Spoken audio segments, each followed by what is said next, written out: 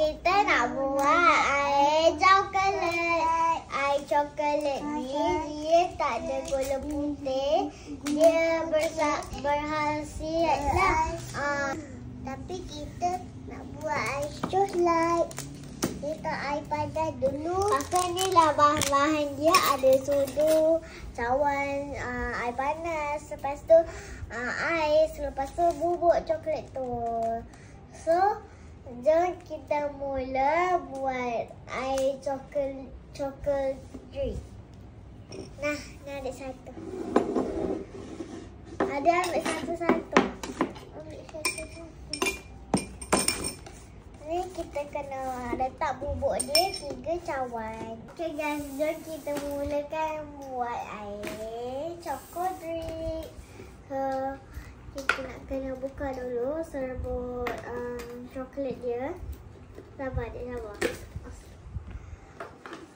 Okay, adik ambil 3 kali je. Okay guys, kita letak sikit-sikit lah.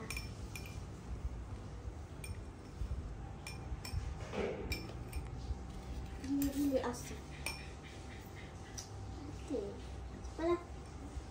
Ya. Dah. 3 je. Okay dah.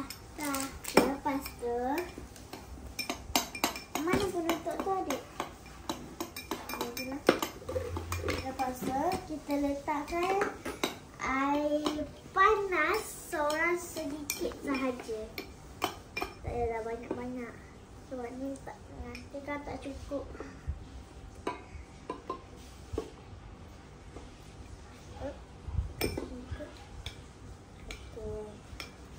Ni biar je lah. Okey, lepas tu kita kacau-kacau dulu. Kacau adik. So kita nak kacau, kita letak air panas ni biar dia macam serbuk dia tu hancur. So kita tak payah dah nak letak susu ke susu yang dalam tin tu ke. Tu tak payah dah sebab ni dah manis dah. Kalau banyak-banyak nanti tak khasiat pula. So lepas tu kita letak ais. Kalau dah hancur tu, ada cepatlah kacau. Kita letak ais.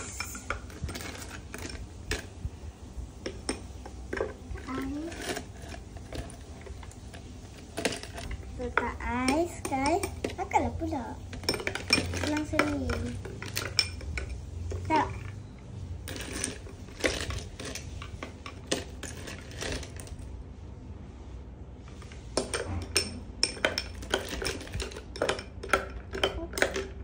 Okey, cepat. Kalau kawan-kawan suka coklat yang panas pun boleh je buat pakai ni. Tapi saya dengan adik saya ni suka buat coklat sejuk. Dah ke? Tambah lagi. Dah. Kat sini. Lepas tu kita kacau sikit. Kalau nak lagi sedap, kita tutupkan bubuk dia pakai serbuk dia tu pakai dia punya coklat. Kita boleh tutup pakai ni. Lepas tu kita boleh tutup atas dia ni.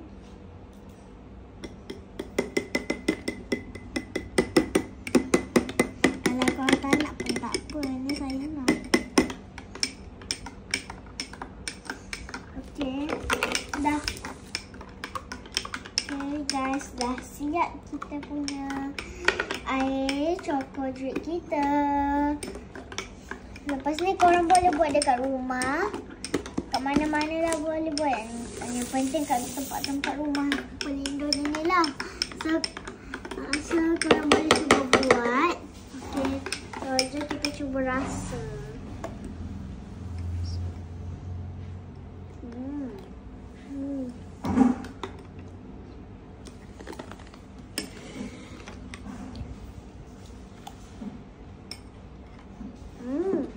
Sedap guys.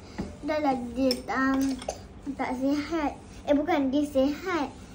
So korang boleh cuba buat lah. So Okay, bye. Nanti jangan cuba subscribe tau. YouTube saya. Kat yang subscribe lah. Datang rumah korang.